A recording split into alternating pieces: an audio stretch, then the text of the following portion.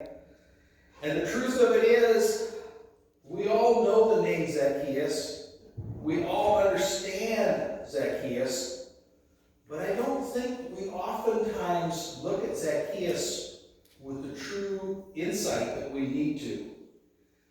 There was an evangelist back around the turn of the century by the name of Gypsy Smith. And someone asked this evangelist, how can we have revival in our times? And the preacher smiled and says, well, take a piece of chalk, draw a circle, then step inside that circle and pray, Lord, bring revival to inside this circle. Revival starts with us. Revival and change begins with you and me. It does point out a very fundamental truth. We all want the world to change, but we'd rather it was changed from those folks. The problem people, the ones that always irritate us, the ones that always give us trouble. And the problem with that is, Jesus always had a funny way of bringing it back to you and me. And too often, we look at other folks rather than ourselves. And Luke 19, 1 through 10, talks about Zacchaeus and Jesus' encounter. And it says, he entered Jericho and was passing through. And behold, there was a man named Zacchaeus. He was the chief tax collector and was rich. He was seeking to see who Jesus was, but on account of the crowd he could not, because he was small in stature. So he ran ahead and climbed up in a sycamore tree to see him, for he was about to pass that way. And when Jesus came to that place, he looked up and said to him, Zacchaeus, hurry up, come down, for I must stay at your house today. So he hurried, came down, and received him joyfully. And when they saw it, they all grumbled.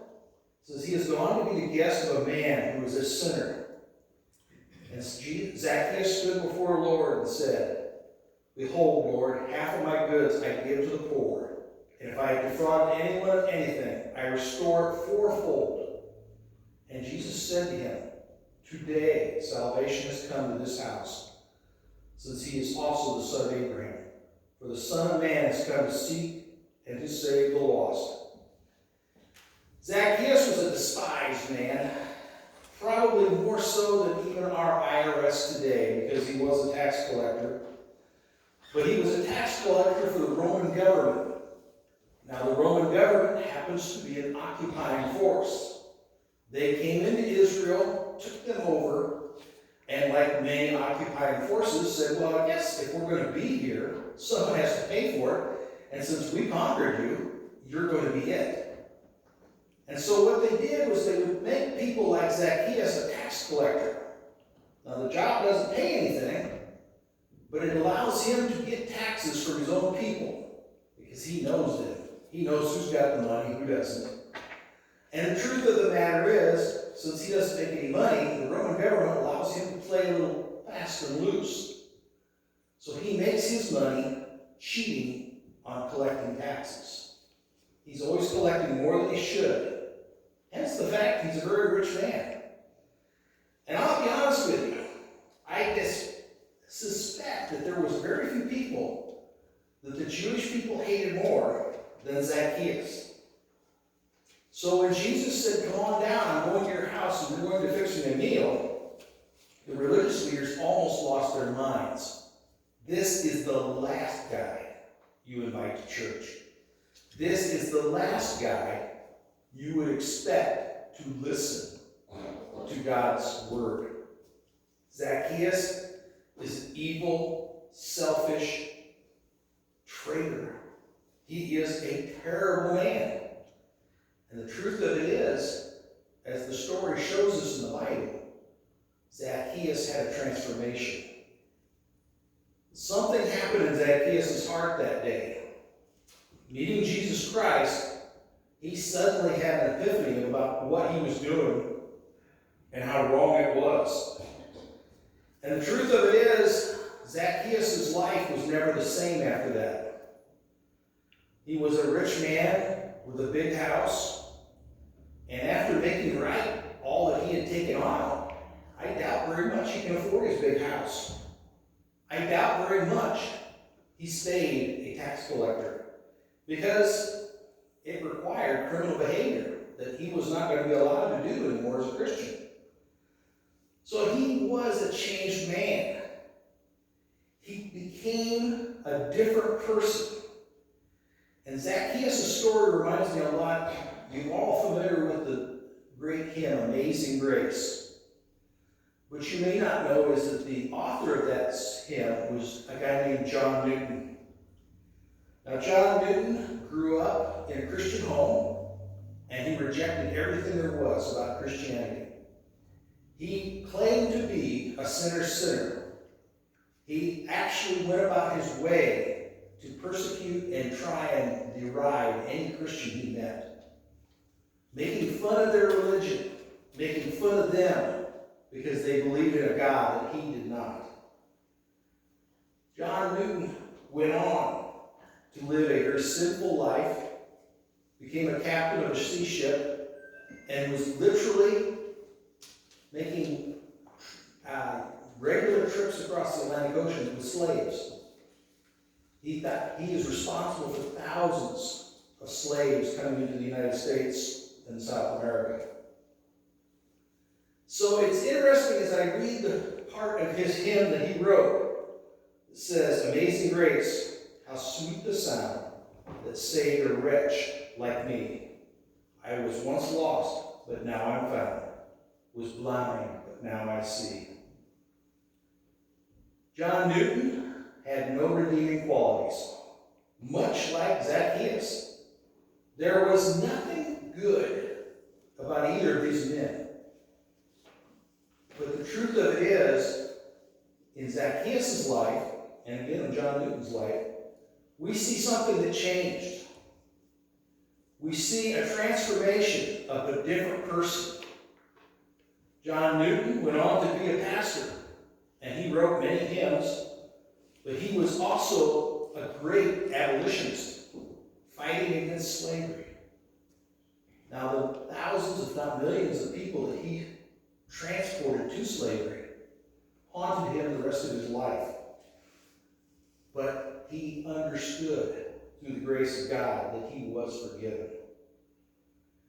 Now, I don't think when Zacchaeus is making this proclamation of giving everything back, the disciples probably took it very serious. I mean, literally, let's face it. He's going to give up everything he has. He's going to surrender with everything that he has, his position, his lifestyle. He's probably going to lose that house, and he's going to have completely different priorities. I've said it before, but I love to repeat it because it's so accurate. If you want to know what a person's priorities are, open their checkbook. You will not have to flip many pages before you get a very accurate view of that person's priorities in their life. I've seen a lot of checkbooks, and I hate to say it, but I've seen my own checkbook reflect a life that was not godly, but very much self. We see in Zacchaeus that his checkbook looked a lot different after meeting Jesus than before. His life changed. He became an outstanding servant of God rather than a crooked, self-serving traitor. There is always going to be people who doubt that kind of transformation. And the truth of it is, to some degree, maybe we have to be a little skeptical, because there's a lot of folks that want what I call cheap grace. They want to be forgiven, but they don't want to do the hard work of change and transformation. It reminds me of a story of a guy who went and applied for a job. And after a few weeks, they called him into HR, and the HR officer said, "You know, I have a problem. When you applied for this job, you said you didn't have a lot of experience." And they didn't, we've come to find out that this is actually the first job you've ever had? And the young man smiled and says, yes. But in your advertisement, you said you were looking for people with that imagination. I'm just practicing my imagination. Too often today, we're a lot like that young man. We profess a belief in Jesus Christ. We talk about faith. We talk about transformation and salvation. But just like lying on the resume, it doesn't always go very far. Salvation comes with an attitude that desires change. Suddenly, my old life and my old values no longer hold the same hold that they did prior to Christ. Things change. My values change. And the truth of it is, when you look at people like Zacchaeus, you see it quite regular, because they honestly will surrender everything they have in the hopes of salvation through Jesus Christ. Zacchaeus could care less if he lost his job, his house, and his money. He knew he was receiving salvation, and so he quickly and easily gave that up. It reminds me a lot of a guy that some of you may have heard, a guy named Jim Elliot. And there's movies been written about Jim Elliot's life. He was a missionary in the Amazon who was trying to make contact with a tribe that had never been contacted. And this is a tribe that literally was vicious. They killed anyone that came into their territory.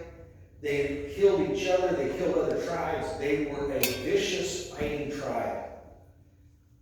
And somehow Jim Elliot felt it was his job to go minister to them.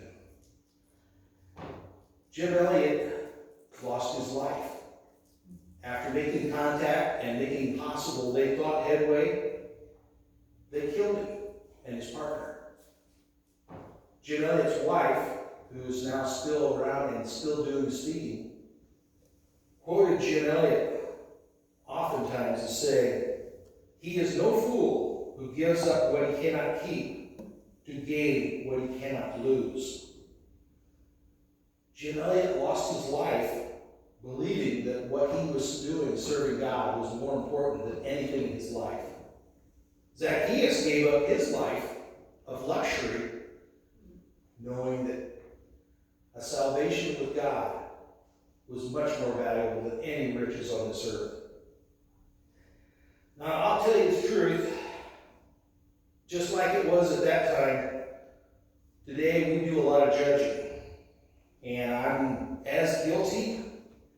When I see a person somewhat like Zacchaeus, I have this look in my eye that says, yeah, we'll see. He says he wants to be forgiven. He wants to change. We'll see how that plays out. But I have to be careful with that judgmental heart, because it was the same heart the Pharisees were judging Zacchaeus with. And Jesus Christ made it quite clear that salvation came to Zacchaeus' house that day. He was forgiven. I got to tell you a story about another guy that I just met a few years back. The guy's name is Ron Gruber. I met him when I was working for Shingles, and I went to the house that we serviced in the past, and Ron had just purchased that house. Now, walking up, I saw his Harley. I saw his vest. He is definitely a biker. Well, that's not too bad. I like bikes, so we've got a commonality there. But as an old police officer, I can tell this is a man who's had a little rougher task than mine. In fact, Ron Gruber was an ex-Sons of Silence, an outlaw motorcycle gang based out of Waterloo, responsible for a lot of violence and, in fact, murders. And in fact, Ron Gruber went to prison for the murder of a prostitute. Now, at this point, you're looking at an ex-Sons of Silence and an ex-cop. Besides the love of our motorcycles, there's not a whole lot you could say that would say you and I are very much alike, or we're going to get along.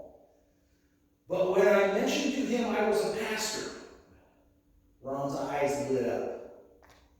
And he instantly ran in and got a book for me. that was the story of his life. Ron Gruber became a Christian. He became a believer in Jesus Christ. An outlaw biker, guilty of murder, according to the judge and the jury, went to prison and is now out. To be honest with you, I could get very judgmental about guys like Ron Gruber. But what Ron's doing now is going around to schools, churches, and preaching about salvation. He's telling people, yes, I was a lost soul.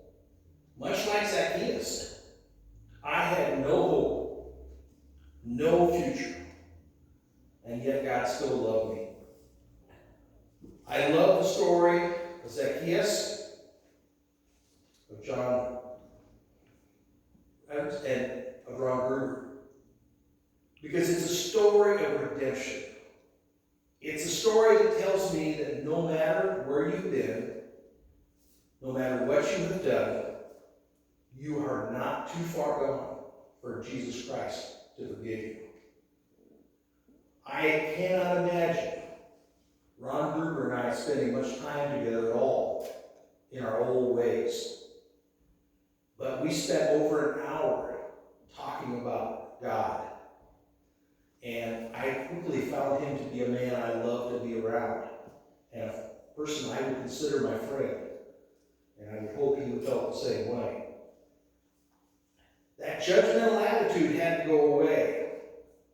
That idea that Ron Gruber or Zacchaeus were too far gone, that were too far beyond the grace of God, had to disappear. You know, the truth of it is, becoming a Christian is a wonderful thing. The weight of sin is washed and removed from us, and it's the beginning of transformation. But that transformation involves giving up old ways and favorite sins. It means saying, God, your will over my own. I'm in a process. I have been a Christian since I was 17 years old. I am now 64 years old. To tell you that I have become complete as a Christian would be a falsehood. I am in a process of transformation. God is at work in me every day, as he should be in each of us. I want to look more like God tomorrow than I did today. I want to continue to grow. There is no such thing as hitting a plateau as a Christian. There's no such thing as arriving and saying, I'm good enough. This will get me to heaven. I want to be a better Christian, yes, tomorrow than I am today. And that transformation will allow others to see God more clearly in me. As we listen to the song Amazing Grace, we see a transformed man. As you listen to the story of Ron Gruber, you see a man that Jesus Christ changed. A heart that was once very hard that is now soft. I want people to see Christ in me, and I want them to see him more clearly every day that I live. There's a story of an elderly lady.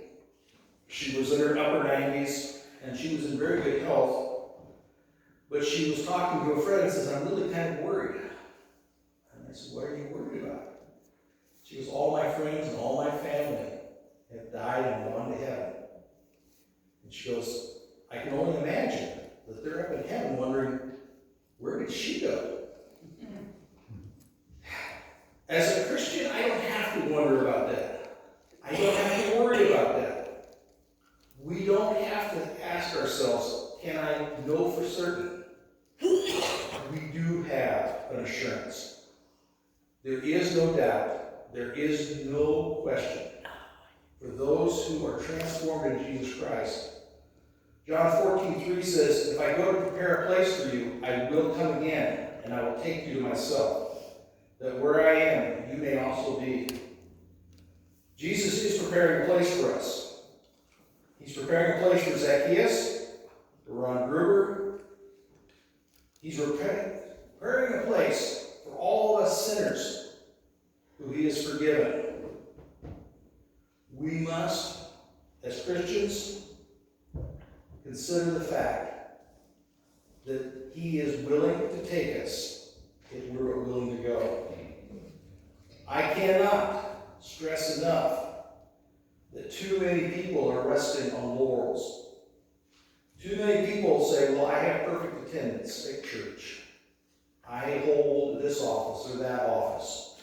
I do this. I give so much. I do that. I'm on this board. I'm on that board. Thinking that that somehow will bring them into a right relationship with Jesus Christ. My friends, it does not. What brings us into a right relationship with Jesus Christ is the attitude that Zacchaeus showed. I'm a sinner. I recognize that. And I recognize that God is willing to forgive me. And I beg him to do that.